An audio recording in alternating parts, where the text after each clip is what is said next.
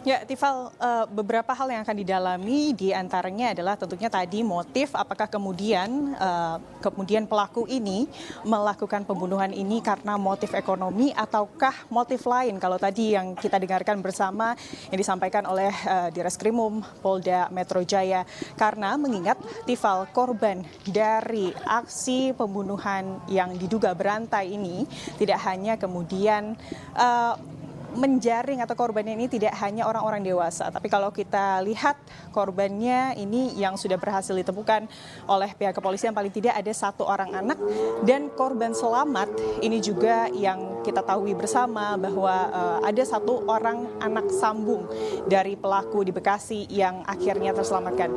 Inilah di antara hal yang kemudian akan didalami oleh pihak kepolisian tadi sekitar pukul 15.30, kemudian di Reskrim Polda Metro Jaya bersama ada Puslap 4 dari Bareskrim ini juga diperbantukan dengan beberapa dokpol begitu Tifal ini sampai ke lokasi untuk kemudian mengecek kembali, melihat kembali bagaimana kondisi rumah pelaku. Paling tidak di sini ada dua rumah pelaku yakni Solihin dan juga Wawan begitu Tifal dan juga saudara, di mana di kedua rumah tersebut ini ditemukan jasad-jasad korbannya yang berdasarkan informasi yang kami dapatkan ini sudah kurang lebih 2 tahun ini tersimpan di lokasi tempat kejadian perkara.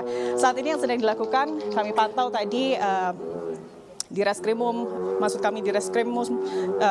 Polda Metro Jaya ini tengah meninjau kembali lokasi untuk melihat kembali bersama dengan Puslap 4 Bareskrim Polri ini kemudian mengecek untuk kemudian tentunya menggali lagi informasi-informasi yang diperlukan. Yang juga menjadi fokus ini adalah apakah kemudian masih ada pelaku-pelaku lain, Tifal dan juga saudara, karena kalau kita ketahui hingga saat ini pelaku yang sudah ditetapkan atau tersangka yang sudah ditetapkan oleh pihak kepolisian paling tidak ada 3, Tifal. Yang pertama ini adalah Wawon dan juga Solihin yang rumahnya saat ini tengah kemudian ditinjau kembali, diperiksa kembali oleh pihak kepolisian. Lalu juga ada Deden yang saat ini kondisinya ini juga masih dirawat di ICU karena memang kemarin pada saat kejadian keracunan sekeluarga di Bekasi ini Deden merupakan salah satu orang yang kemudian juga meminum kopi yang diduga terdapat racun di situ dan saat ini masih ditangani di rumah sakit di Bekasi begitu Tifal. Dan itulah yang kemudian polisi akan coba menggali, jangan sampai masih ada kemudian pelaku yang tersisa, apalagi jangan sampai kemudian justru otak dari pelaku ini yang kemudian terabaikan atau tidak bisa diamankan atau ditangkap. Dan selain dari pelaku-pelaku korban Tifal, ini jugalah yang kemudian menjadi fokus polisi.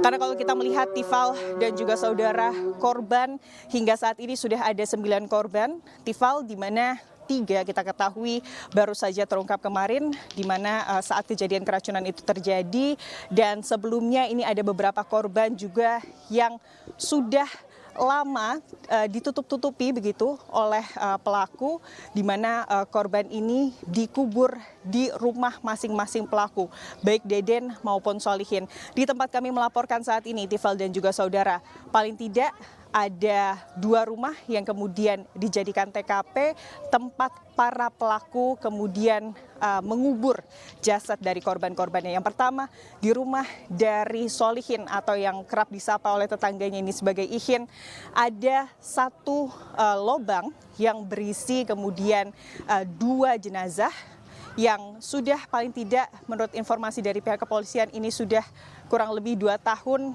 berada di dalam lubang tersebut, jenazah yang berhasil disembunyikan. Dan selanjutnya di rumah dari Wawon. Wawon ini rumahnya agak masuk lagi ke dalam, Tifal dan juga saudara, dan di situ terdapat 1 orang jenazah yang kemudian jenazah itu merupakan jenazah anak-anak yang diduga ini merupakan anak dari Wawon sendiri.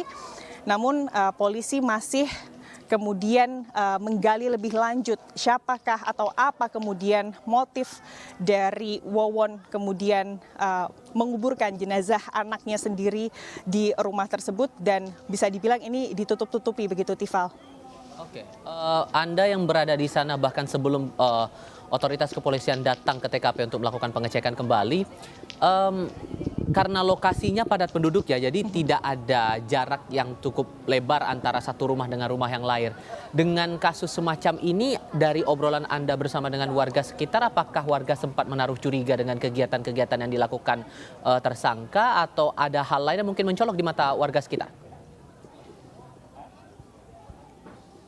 Ya, Tifal, ketika kita atau siapapun sebetulnya kemudian datang ke lokasi ini, hal itu juga pasti menjadi suatu hal yang akan dirasa janggal karena memang betul sekali, Tifal. Kalau kita lihat dari kondisi pemukiman di sini, ini benar-benar padat penduduk, di mana di depan rumah ini hanya ada jalan sempit yang mungkin hanya muat untuk 2 motor begitu, Tifal.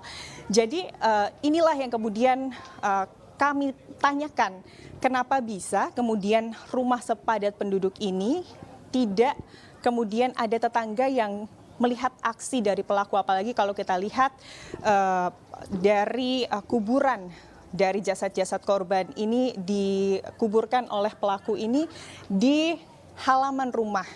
Itulah yang kemudian menjadi pertanyaan. Selain itu, Tifal, yang juga kami rasa janggal di sini adalah para korban. Ini adalah keluarga dan juga kerabat dari para pelaku. Dan kalau kita melihat dari keterangan pihak kepolisian, di mana korban ini sudah paling tidak disembunyikan jasadnya selama ada yang 1 tahun, ada yang 2 tahun. Yang kami pertanyakan di sini adalah bagaimana mungkin kerabat dari korban atau teman-teman dari korban ini tidak kemudian mencari keberadaan korban. Inilah juga yang kemudian masih didalami oleh pihak kepolisian, Tifal dan juga saudara, dan tentunya ini yang mungkin juga akan bisa mengungkap apa sebetulnya motif dari pelaku ini, Tifal.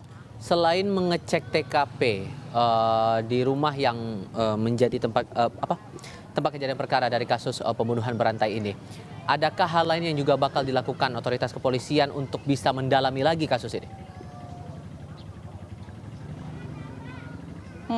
Tadi dari Direskrimum maksud kami, Tifal. Direskrimum Polda Jabar ini juga menyebut bahwa akan ada psikologi dan juga psikiatri forensik yang akan kemudian mengecek bagaimana sebetulnya kondisi kejiwaan korban. Apalagi kalau kita melihat ini sebetulnya bisa kita bilang bukan kasus pembunuhan berantai biasa karena ini melibatkan motif-motif klinik begitu, Tifal dan juga saudara, di mana kemudian berdasarkan keterangan ini diberikan dari pihak kepolisian sebelum-sebelumnya bahwa pelaku ini kemudian membunuh sejumlah korban yang kalau kami telusuri dan juga berdasarkan dari keterangan-keterangan tetangga dan juga pihak kepolisian, korban-korban ini merupakan orang-orang terdekat, bahkan istri dan anak sambung ataupun anak dari para pelaku. Ini kemudian melibatkan motif-motif yang tidak biasa atau motif klinik. Pembunuhan ini dilakukan untuk kemudian agar pelaku ini informasinya bisa memperkaya diri begitu berdasarkan keterangan dari pihak kepolisian. Inilah yang kemudian terus digali, bagaimana keadaan psikologis dari para pelaku ini juga menjadi hal yang terus digali oleh pihak penyidik, Tifal.